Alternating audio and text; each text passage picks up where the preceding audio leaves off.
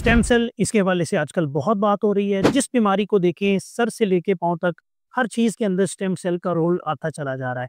बाल गिरने से स्टार्ट कर लें, जिल्द के अंदर मुख्तलिफ बीमारियों को देखें, हड्डियों को देखें, जॉइंट, स्पाइन की बीमारी, न्यूरोलॉजिकल डेवलपमेंट, ऑटिज़्म, मतलब आप दुनिया की कोई भी बीमारी का नाम लें, उसके अंदर स्टेम सेल का रोल डिफाइन होता चला जा रहा है या कम से कम उसके अंदर आपको उसका ज़िक्र मिलेगा। स्टेम सेल है क्या? स्टेम सेल इसी तरह के, जिस तरह मैं एक एग्जांपल देता हूँ कि मास्टर की होती है और वो हर ताले को खोल देती है।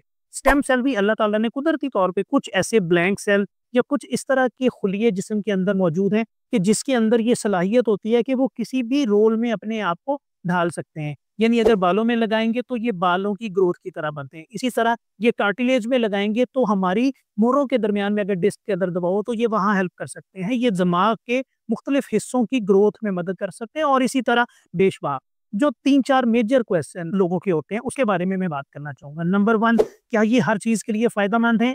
तो उसके लिए पार्शियल जवाब ये है, यस, कुछ रिसर्च के अंदर कुछ बीमारियों में इसका रोल आया है, लेकिन अभी तक साइंटिफिकली 100% प्रूवन नहीं है। दूसरा सवाल होता है, क्या इसके कोई साइड इफ़ेक्ट हैं? कोई भी दवाई साइड इफ़ेक्ट से खाली नहीं होती, सो इसलिए गैर ज़रूरी और बेजा इस्तेमाल नहीं करना चाहिए। तीसरा बड़ा सवाल होता है कि क्या ये कॉस्टली हैं? यस, जो भी चीज़ शुरू में आती है अवेलेबल ईज़िली नहीं होती, एक आध या 2 कंपनी उसको बना रही होती हैं, तो अवेलेबिलिटी ना होने की वजह से इनिशियल कॉस्ट ज़्यादा होती है और वक़्त गुज़रने के साथ-साथ जैसे-जैसे अवेलेबल होगा, तो ये इसकी कीमत भी कम हो जाएगी। नंबर 4, डेफ़िनिट फ़ायदा होगा या नहीं?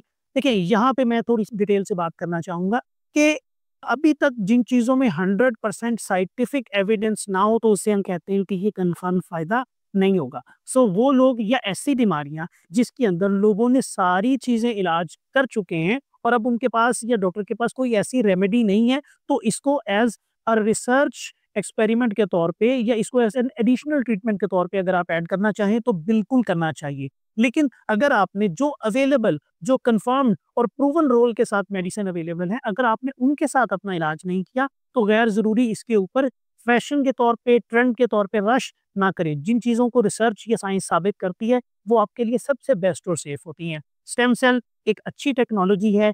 स्टेम सेल बज़ाहिर लगता है कि एक फ्यूचर होगा और ये वक़्त गुज़रने के साथ, टेक्नोलॉजी बेहतर होने के साथ बीमारियों में आई होप कि बहुत मदद करने वाली है। लेकिन अभी कुछ भी कहना कबल वक्त होगा। सो जब तक सेफ फार्मूला, बेहतर फार्मूला नहीं आते, तो आप जिस बीमारी के लिए भी यूज़ कर रहे हैं, उससे रिलेटेड कंसल्टेंट के साथ ज़रूर राब्ता में रहें। गैर ज़रूरी मार्केटिंग की तरफ रश ना करें, क्योंकि आपकी सेहत कीमती है। फिर भी इससे रिलेटेड अगर आपकी कोई क्वेरी हो, तो आप कमेंट सेक्शन में मुझे मैसेज करके पूछ सकते हैं। अपना ख्याल रखें। अल्लाह हाफ़िज़।